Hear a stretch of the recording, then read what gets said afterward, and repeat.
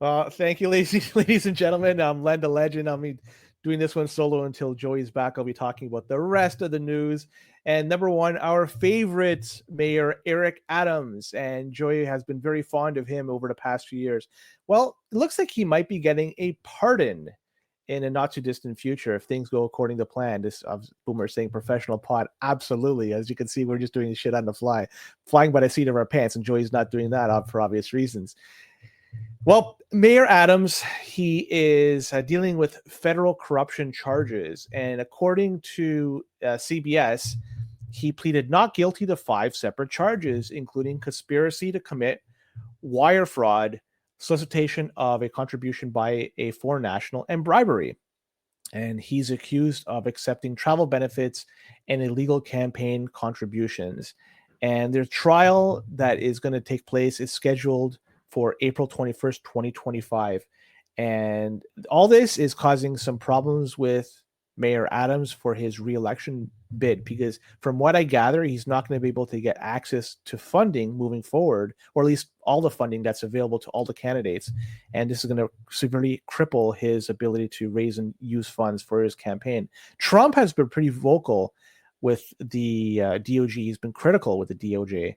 And he said, looks like, hinting that he may potentially pardon the mayor because the DOJ, he feels, has been unfairly treating Mayor Adams. And SBF, according to Boomdust, might be the next person that gets pardoned. I don't know why SBF would be pardoned. I thought he was more cozy towards the Democrats and not the Republicans. Did he make a lot of donations to the Republicans as well? Actually, sorry, he did. He made them to both parties. Whatever. SBF, he's going to probably rot for the next little while in prison, as you know, according to the law, he should.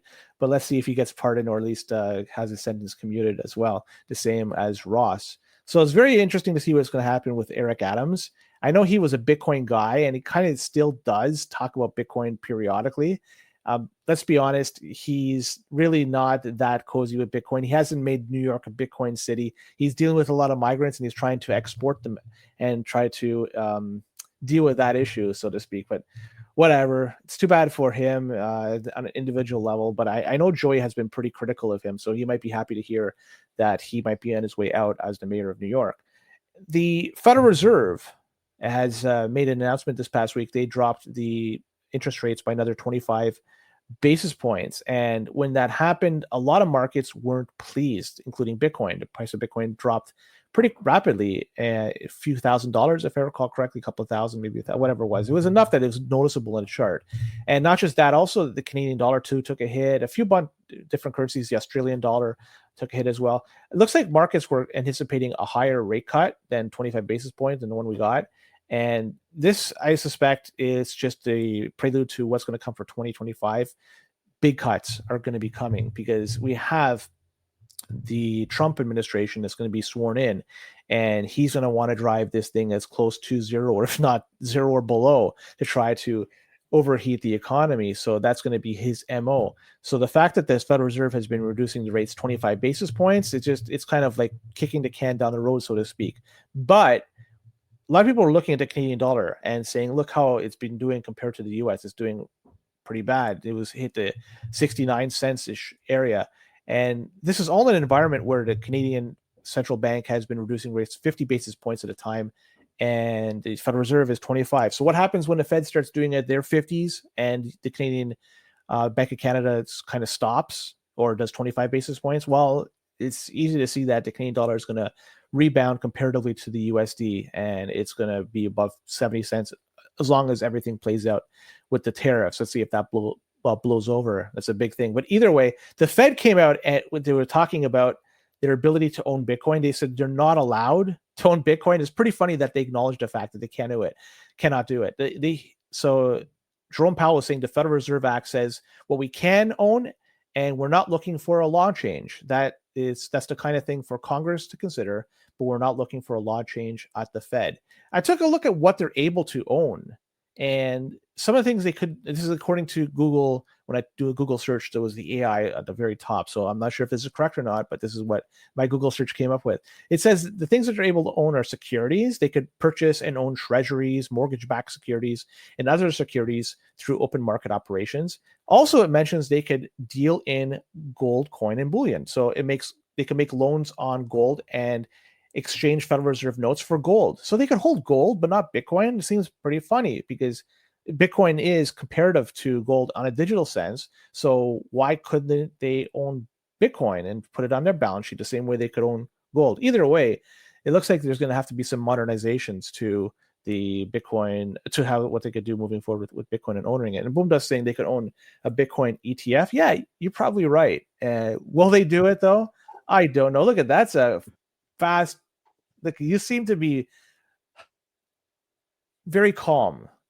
I drank a lot of water today, and it's more than I usually drink. I think that's contributed to the speed at which the pipes are clearing here. Yeah. So I just want to tie a bow on this one here is that it seems like they're setting things up for Trump, for better or for worse, to have as high rates as possible. So let's see how things play out. I was talking about the Federal Reserve cutting. Oh, the new hawkish Fed. Yeah. What a surprise, eh? They literally bullshit. They pull the pin on the grenade. Suddenly everything is looking bad. We got to take care of inflation. You got to make sure everything is good. Oh, by the way, we're not going to cut rates anymore. The forecast, like when I see stuff like this, I look at the forecast and I'm like, okay, these guys had the SEP, the dot plot, saying what? 6 cuts a few meetings ago, 2025, 5 cuts. I forget what it was. Whatever it was supposed to be a rapid one. Yeah. And now it's 50-50. Yeah. And now it's 2. Now it's 2. And so like, you can say what you want about the Fed not being political, but I think if anyone watched that press conference, I think it was last month, where one of the reporters asked Powell if he thought Trump could fire him. And he's like, no. And another reporter asked if he'd consider just leaving on his own, given that he's served out, a number of years. He's like, no. And now the next meeting, they're done cutting. Now that Trump won.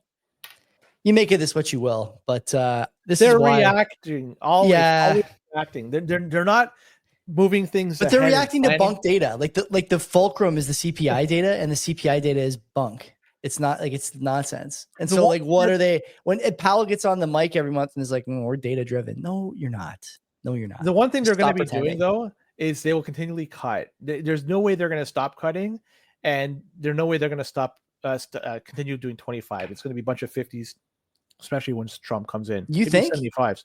Oh yes, he's going to want to drive this thing as close to zero as possible. He is not the guy who's going to do it though. Like Powell sounds like he is opposed to that. Not only opposed to that policy stance, but opposed to the idea that Trump should have any influence. Well, we all know exactly how things play out, and the Federal Reserve, we could debate how much of an independent body it really is.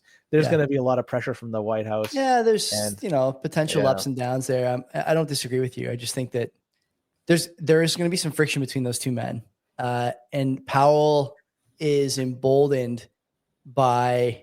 He's probably emboldened by his, the length of his tenure now, but I think he's also emboldened by him, his view. I think this is his view anyway, that he's done such a bang up job and he wants to see it through. And he doesn't, he's going to be even more revered, not only for getting inflation under control, not only for avoiding the recession, but also for standing up to maybe the world's most pushy politician. Like, is it possible that he views it this way? I don't know. He's the only person that could stop this. Yeah, right. Good fucking luck.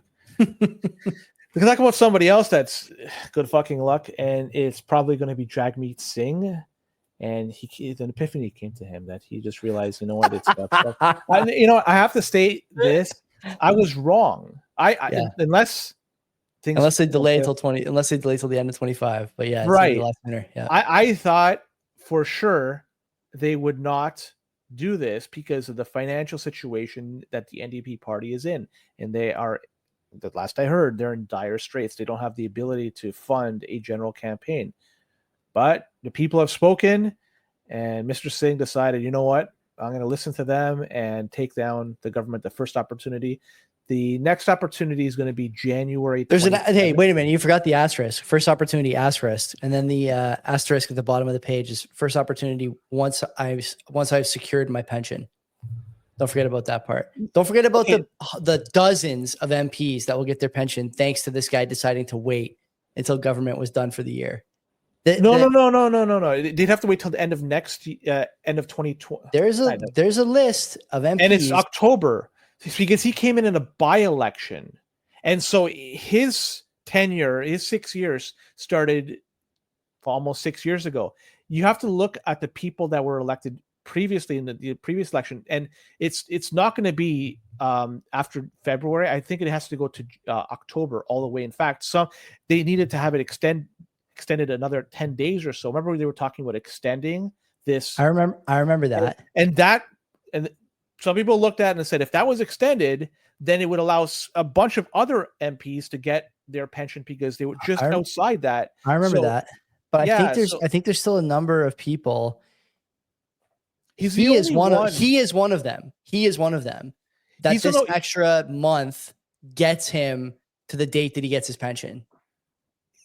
Whoever was in a by-election around that time too is going to get, but he's the only one that I can think of that's prominent, right? So either way, that was a narrative, is that he was waiting for this to get his pension. Let's look at this from a few different avenues. Number one, if he indeed waits until January 27th to bring down the government, that's when that's going to be the first time they're going to have an opportunity to bring down the government. When is going to be the first opportunity for opposition to propose non-confidence vote? Mm-hmm. Does the Liberals? I don't know the procedure here, but don't they have to give them opposition day in order to do? Or the Governor General has something to do with it? No, this is the Liberal Party. They have to allocate so many opposition days. I could be wrong on this, but there's so many opposition days they have to, and they could reschedule the calendar how they wish, and they could push this to the end or closer to the end. That way that they could delay any non-confidence vote for some time. Proroguing Parliament is probably going to happen, looks like. Yeah. And that's going to throw a wrench in everything. And then it seems like there's I don't want to say a mutiny, but a lot of unhappy MPs that are Liberals with Justin Trudeau. Today, I forget his first name, but Housefather, I think is his last name. He's an Ontario MP. He said that there was an Ontario caucus meeting. 50 Ontario Liberal MPs want Trudeau to resign. That's a large contingent of the Liberal. So things are not looking good for Trudeau. He's going to probably prorogue and step down, and somebody else is going to obviously come in for him. But Jagmeet Singh going for his pension, I don't know. We'll see. If indeed, even if the government falls like end of January, does he still get his pension given the fact that an election takes 30 days? Yeah. So he's guaranteed to get his pension the way things are going. Poilievre wrote a letter to the Governor General asking for Parliament to convene earlier. Yeah, dissolution, right? Yeah. But I think he mailed it by Canada Post, so may not get there until like March or April. So just looking at the tea leaves here, and then there's this talk of proroguing until the end of October 2025. That sounds insane. There's no way. Never happening. Yeah. Never. I don't buy that. I'll bet my Bitcoin stock and that shit. I won't say it for sure. That is. There's no way. That's the thing that's most annoying to me is these squirrely, sackless MPs on the Liberal side who wouldn't say anything about the disaster their party has become until they were sure that they weren't going to get one of these shuffled cabinet seats last week. And then as soon as the cabinet shuffle came out, all the people who didn't get picked, didn't get tapped on the head, suddenly had a big problem with the way the party was being led and the country was being governed, and said that Mr. Trudeau should step down. That doesn't take much in terms of testicular fortitude, especially this bit about, maybe Papa Justin will pick me to run a cabinet position. You're just so spineless. And I hate to say that about elected officials because people really chose them as the best option to lead and act in their best interest. They've done anything but, especially in the last month or two. And it's been so sad to watch. And I'll add one more thing here. These are my words, not Len's. The country is being embarrassed on an international stage at this point by this whole saga. Freeland resigning. Freeland, in Canada, you kind of sometimes miss the role that Freeland has. Freeland's the finance minister, but she's really the second in command. If the vice president resigned suddenly because they were at odds with, the prime minister or the president, I should say. Like that would be an international story. It'd be a huge scandal, and it is here too. We don't take it seriously enough. It's become entertainment too much for us. And, as much as I think politics broadly is a waste of time and attracts low quality people, at the end of the day, these low quality people are sending billions of your dollars to other places, spending billions of your dollars on nonsense causes, billions of your dollars on fake green data through the slush fund. It's just like just another day in paradise at this point with the government. And, whether I think Poilievre can make it better, I personally don't. It's just, it's time for a change. Like reasonable people look at this and are like, it's not tolerable behavior. It's not tolerable governance. It has nothing to do with, the party stripe. It has everything to do with the behavior. Yeah. Change is going to happen if you believe the polls, and I tend to believe the polls, and also not just that, word on the street, you talk to people, you get the vibe of how people are thinking they're going to be voting, and I don't see many people that I want to say something here too. Like the other thing, Trudeau said something the other day that really upset me, and it's funny, Mark is in our Signal chat, he just reminded me about it. This idea that Canadians are less Canadian than immigrants to Canada because Canadians who were born here were just Canadian by default, and people who came here chose to come here and start a new life. That should upset you. That should really give you that should ignite a fire in your belly in a way that not many other comments can. It's such a ridiculous thing to say. And it's, something that only gets said when you've really lost the plot, I think. And that's where that party is now. And it's where a lot of left-leaning parties are around the world. He's not the only left-leaning leader that's, about to get steamrolled or was steamrolled recently, or is losing in the polls, or is in jeopardy of, not finding another job after, which I think is another contributing factor here. There is no book deal. There is no, international spotlight waiting for him the same way that it might have been waiting for Freeland. Yeah, I don't think so. I think there's a lot waiting for him. What are you thinking? What level of work do you think is waiting for him? What level of role? What level of celebrity, maybe more specifically, is waiting for him? Okay, celebrity is different. I'm just thinking of work. Well, the celebrity in terms of look at the things other people have done. Like if you look at Al Gore, Bill Clinton, these guys who were, popular statesmen, they ended up doing a lot more stuff. You could argue Bill Clinton is more popular now than he was when he was the president, which is hard to do. There's no way. There's no way that Trudeau is ever going to achieve that. Ever. There's no chance. I'm of the camp that I'm just going to play out what I think is going to happen, and I could be wrong. So prorogue, he leaves, new leader comes in, and he's Trudeau's no longer prime minister, and he's going to leave politics altogether. If he does that, he's young enough, he's 52, that he could potentially come back in a decade, even 15 years, and enough water has party again. Why not? I'm not saying this is because time potentially. You look at Bill Clinton, you're like, look, he's now more popular now than he was in the 90s. Time tends to heal a lot of wounds. Jack Layton, same thing. I know he passed away, but Bob Rae was almost geared to be the leader of the Liberal Party. And, 20 years earlier, 15 years earlier, things were very different. He was just run out of Ontario. I cannot believe this thesis. It's definitely possible. He is charismatic enough. He's charismatic, period. He is able to galvanize certain things. There's a tradition here, almost like, and I don't want to say destined to be, but like he'll use this in a way like his father, they're separated in terms of like continuing their term. Trudeau, Pierre Elliott Trudeau, I think had a break. He sat in opposition briefly before getting to be prime minister again. So this could be the same thing with Justin. He could leave, come back, and become prime minister again in 10, 15 years. He's young enough. He has a lot of connections, and who knows how things will change in the future. He's nuclear. Remember what we have now, carbon tax and stuff like that.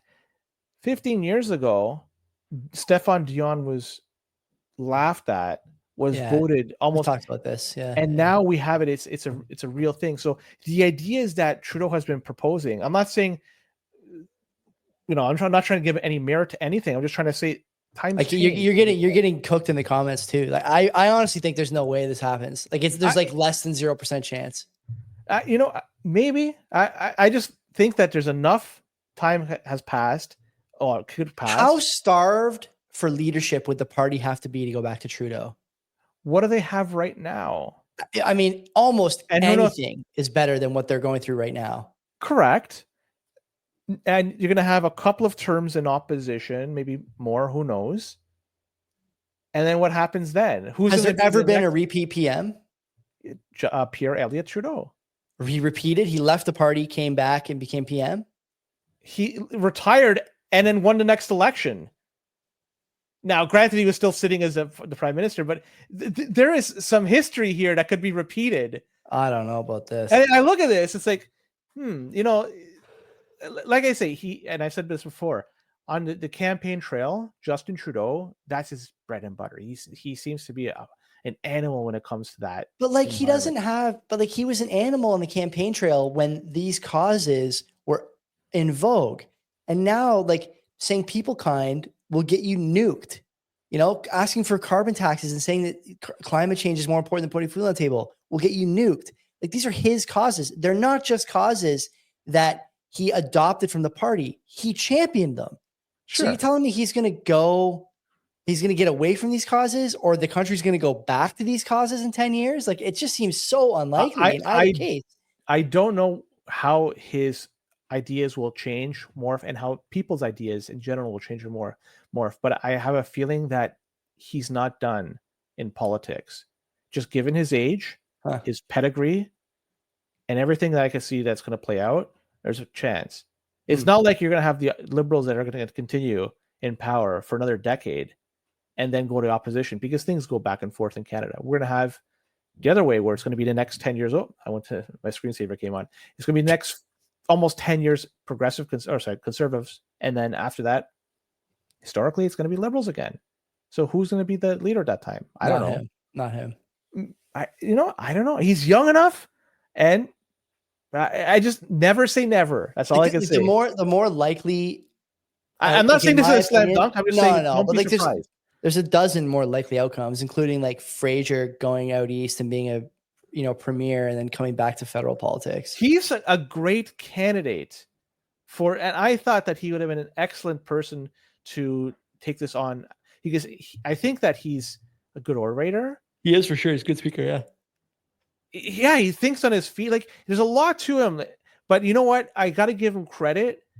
I mean, not only is he the writing on the wall, he said he wants to go spend more time with his family, and I gotta give that's noble. His family told him, "GTFO, bud. We gotta go." He's, he just probably figured it's time. Let's put a pin in this, because it's not, we're not going to get anywhere here. But no, it's great discussion, though. It is, exactly. And I don't want to totally dismiss the fact that he's done from politics.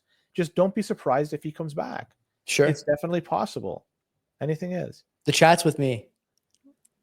That is fine. Like I say, all roads lead to Len, but I'm not saying this is a slam dunk. I'm just saying, just be ready. This is a potential outcome, a potential future. Okay. And another potential future is Quebec.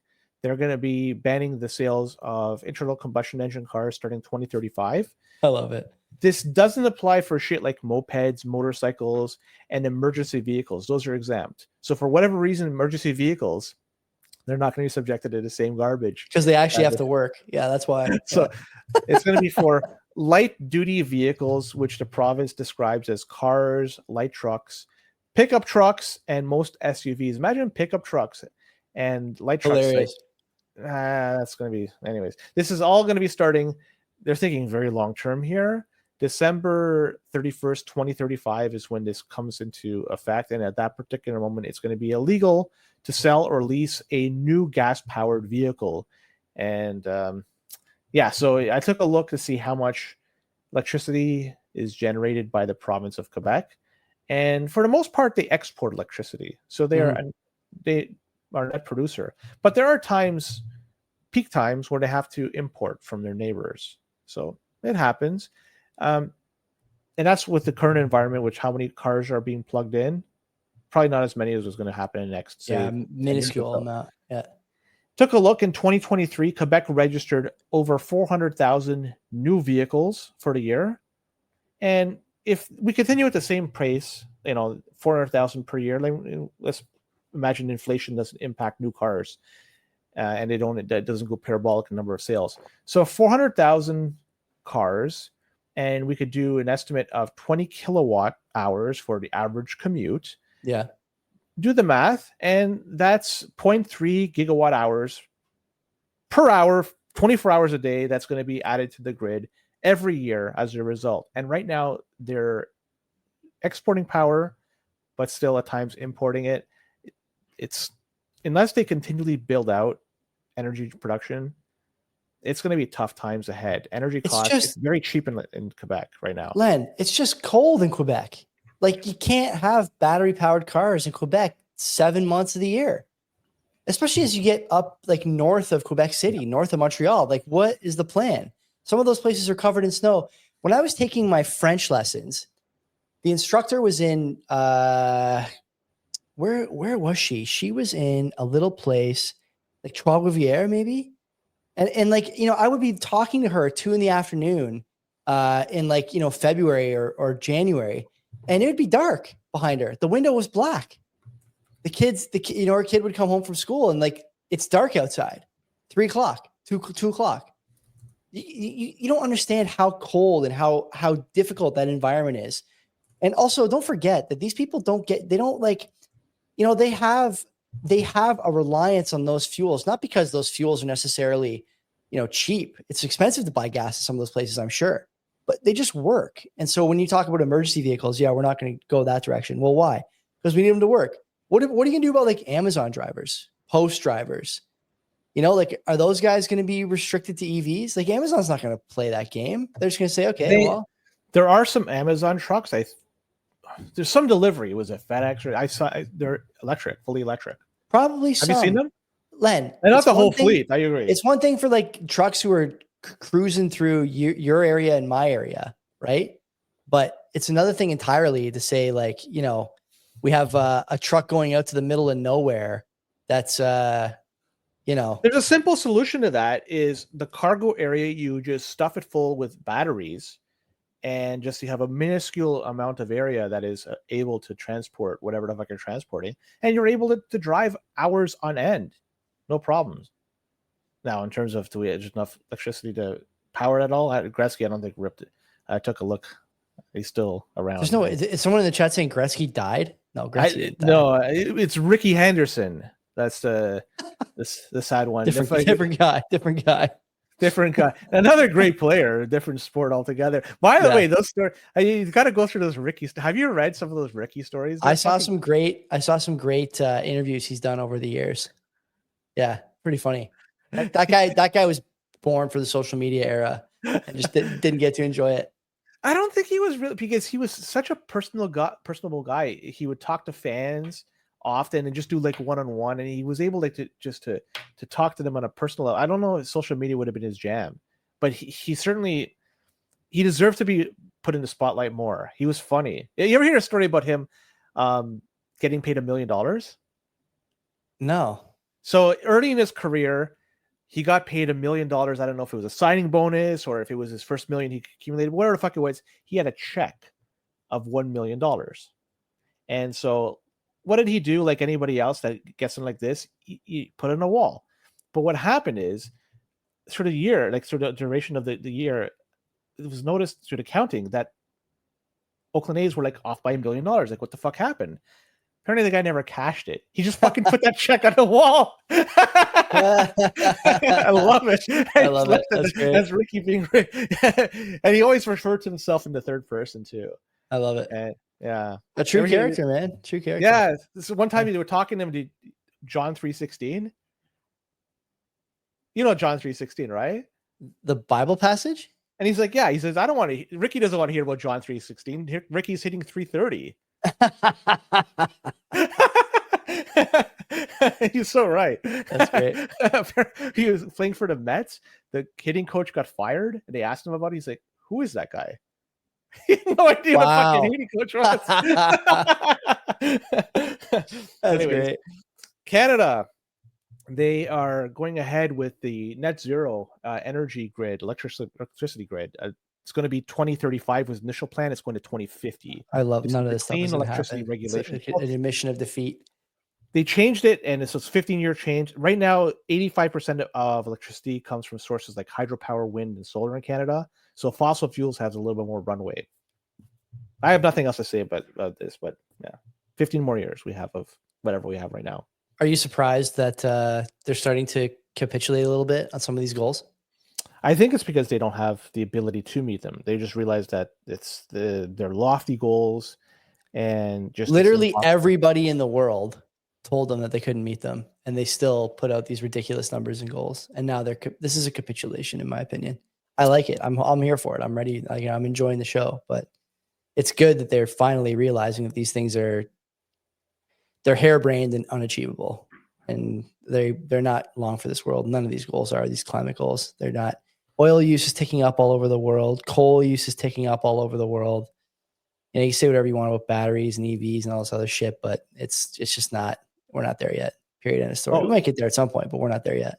There's an environmental cost for extracting like the cobalt and lithium. Yeah, it's called poor. It's called poor colored kids on the other side of the world, fucking digging in trenches with their bare hands, pulling out chemicals, destroying the planet in a multitude of ways in the process. It's not even close to carbon neutral. The extraction process. It's not even close to carbon neutral, the shipping process. And it's not even close to carbon neutral, the manufacturing process. It's all fucking made up. All these numbers about green energy and, we got to be carbon neutral, they're fucking bogus.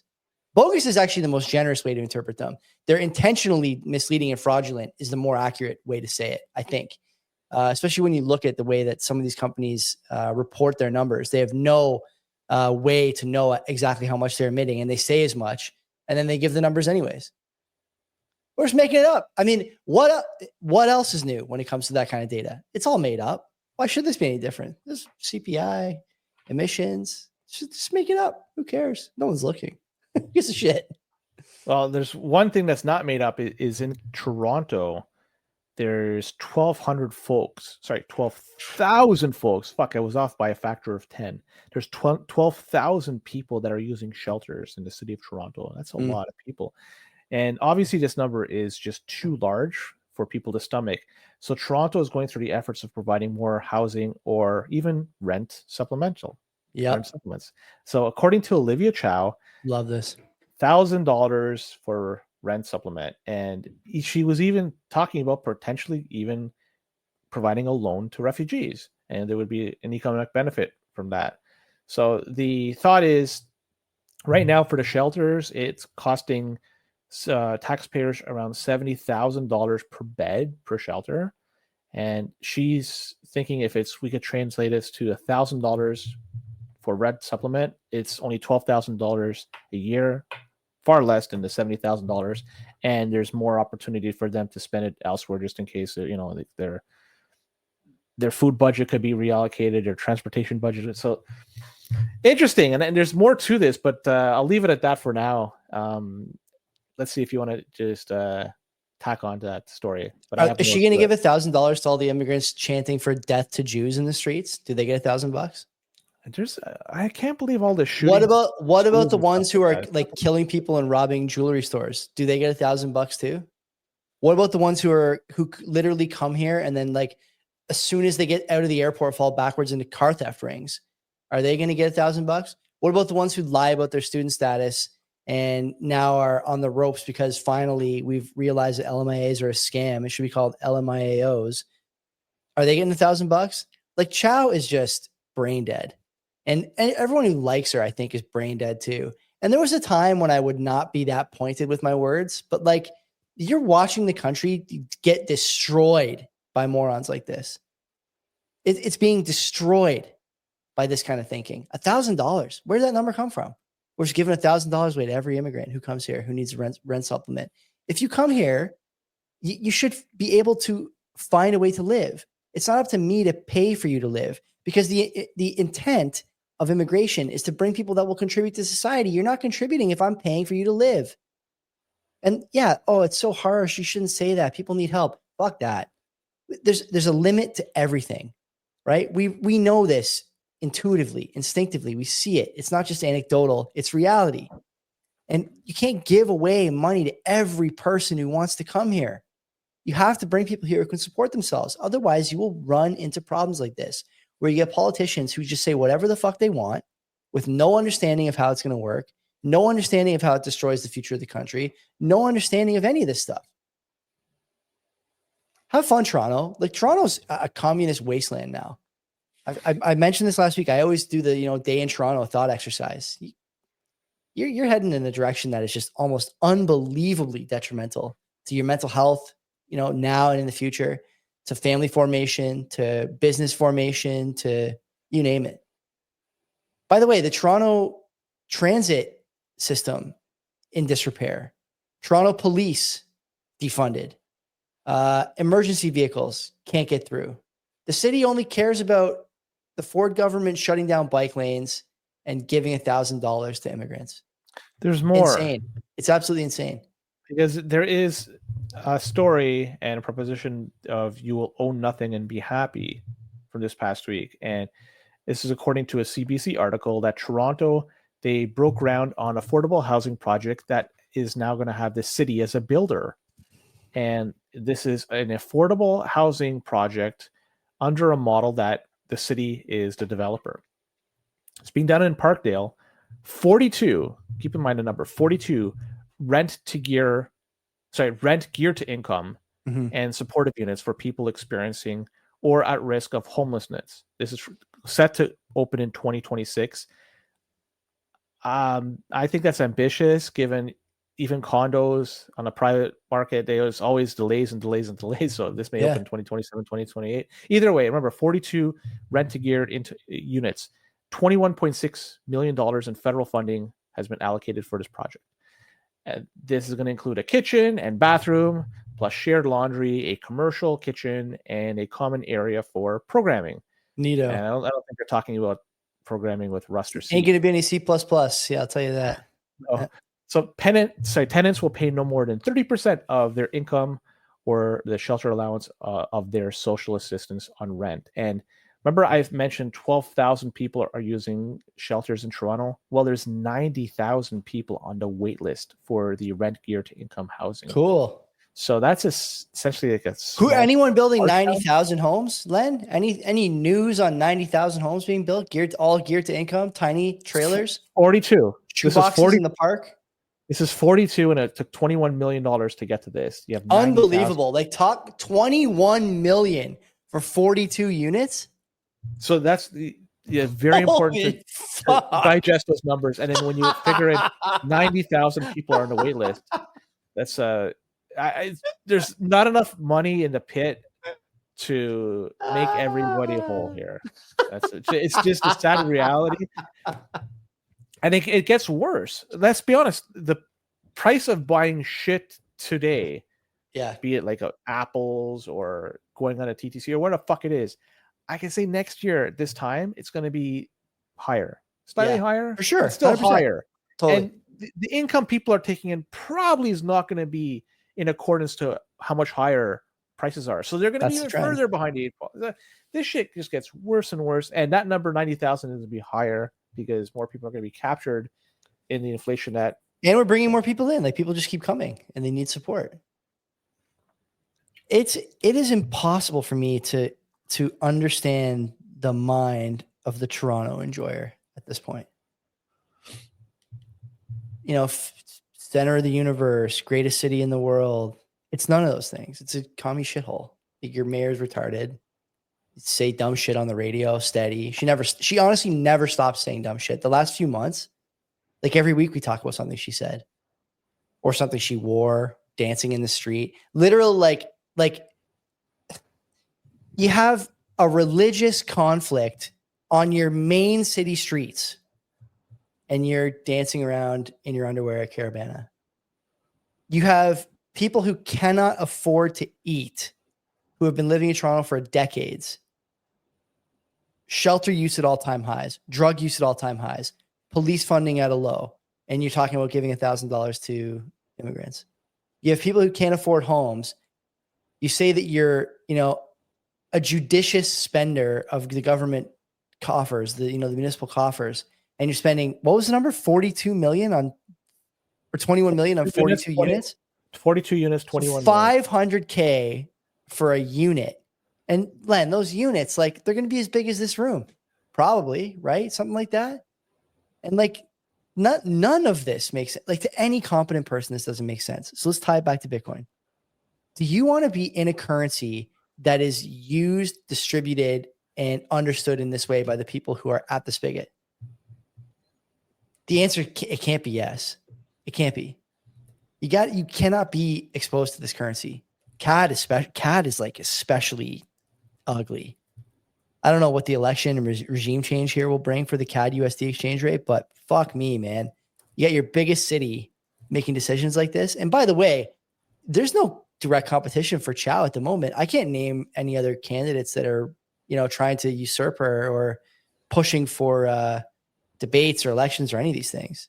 So, I mean, not that you can do that at the municipal level, but you get what I'm saying. We had that guy, Chris Goon, and he said he was going to make Toronto Bitcoin City. Yeah, well, Chris Sky or whatever, Chris Focaccia. Whatever. Yeah.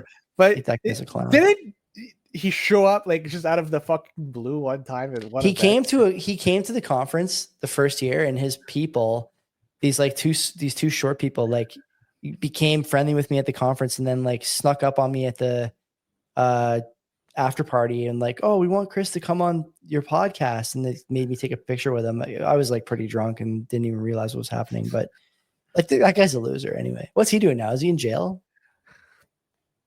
It's a non-zero chance. I haven't heard from the guy in a year, or heard about the guy in a year, but I don't know. But you know what? It's he'll probably run again, right? I think he has aspirations to become the mayor of Toronto.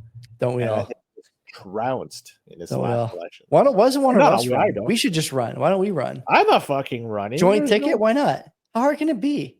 I have no desire. We'll use CBP to do all the campaigning. I'm not going door to door. I don't want to touch the debate. Has to be on StreamYard. I'm not doing it on TV. Mark can moderate it. Actually, Mark will be the impartial moderator. And I think there's one last stat I'm going to bring up. We're getting kind of long here. Sure. Assisted suicide in Canada. We have that. I got clown world, man. It just never stops. It never stops. So it's being reported that 1 in 20 Canadians that died in 2023 were from assisted suicide. I don't know if there's any truth to that, but I just thought, man, that's a very high number. Well, it is a high number. I'll tell you what is true in terms of the Canadian healthcare corner here. This story out of, I think, Saskatchewan, maybe, or somewhere in the prairies, of this woman, military vet, who had a knee replacement done. You know about this? This is a while ago, wasn't she told that? No. She lost her leg. She had a knee replacement done at a hospital, local hospital. And then she lost her leg in the end. There was an infection, and the surgeon said, I'm going to clean up some of this tissue. I'll come back to stitch you up this afternoon. He cleans up some of the tissue, leaves the wound open for 8 days. No one in the hospital system thinks to, like, this woman's leg got a smell, right? She's got to be yelling for someone to come. No one comes. No one does the surgery. No one cleans up the infection. She ends up having to get her leg amputated. She's a veteran. So when people say, yeah, 1 of every 20 people died in Canada of MAID, and then, you got the MAID enjoyers saying, oh, well, that's people who are terminally ill, whatever. Fine. But, do you really think you have a case that MAID is anything but a cost-saving exercise, at least at some level, when this is the story that's floating around in the media? The sad thing is there's a lot of mental illness. I don't want it to shine a light at this, but yesterday on the QEW in Oakville, somebody decided to jump off an overpass. It was the way it was reported, right head first right into an oncoming truck. So there's a lot of people, for whatever reason, they just don't want to deal with the. We know the reasons, because the country's fucking headed to third world status. I mean, like, I mean, there's of course people who are born with those issues and maybe medications or whatever, drug use, but like, man, the longer I'm in Bitcoin, the more I think that the money is causing basically every problem we have at some level. Like, you could have a pie chart for every problem's causes, and money is 1/3 at least in almost every case. Well, And the like good news is there's money for stadiums and shit like that. stadiums, They'll be happy to give it away. Give that it away. 1,500-page budget that they were trying to throw Oh my around God. it included money for the Washington, whatever the heck they're called these days. It's the Redskins stadium. Yeah. Like they wanted to re-up RFK, buddy. I'm a Redskins fan. And like, it's insane. What's the And new stadium? I remember RFK. That's the one I RFK. remember. The new stadium is right outside Washington. It's like it's in metropolitan area. It's not great in terms of access, but it's a nice spot. The stadium's kind of old and run down, but the new one stadium's not. Yeah, it's not new. It's only like it's probably 20 years old now at this point. And they get a lot of use. I don't know what a new stadium is in terms of age. Is it 10 years? Is Ivor Wynn new? Is Tim Hortons Field new? I don't know. You look at the Roman Coliseum 2,000 years later, that motherfucker shirt. What a surprise, right? Like, problems with earthquakes and wars, but the thing still stands, right? Yeah. Now, 15, 20 years from a stadium or arena, whatever you want to call it, and that's it. Like, that's brutal. Yeah. And who gets billed for this in the end? It's you and me, our kids, are their kids, everyone's kids, down the road. That's bread and circuses too. Well, like Paul says, Len, your buddy Paul Krugman says, that is just money we owe to ourselves, right? So no big deal. Rack it up. Problem. Yeah. Run it up. He should voluntarily donate even more and have more put on his shoulders. So it's just money he owes to himself anyway. He'll get it back. Yeah. So the money he has in the bank account, just drain that fucking thing. From scratch. If he does that, I give him all the more. Whoever does that. I love Fuck it. that, Joey. We're done. We're 141, and that's a long time. God bless you all. Merry Christmas. We'll see you next week for the Monday show. Maybe I'll be here Wednesday. Maybe I won't. We'll see. But I'm not going to be here Wednesday. Yeah, I'll just be you'll just be watching me doing incline bench press with my new power blocks. So that's going to be on Christmas Day for Christmas this Wednesday. Christmas Day at night, or maybe Thursday at night. Do it. Boxing Day. I don't know. And the one after that is going to be New Year's Day. Not New Year's Eve. The likelihood of me being free for an hour during the week, if I don't have to be, is very low these days. So fatherhood does have its it's definitely got me in a bind. So. And the fact you're here for an hour and 40 too. We gave my wife and I gave my daughter a bath before we got on here. But anyway, story for another time. I'll do a fatherhood episode at some point. Me and you, Len, we'll bring on a couple other Bitcoin fathers and see what's going on. That's it. God bless. Merry Christmas. We'll see you next time. Don't be a cock.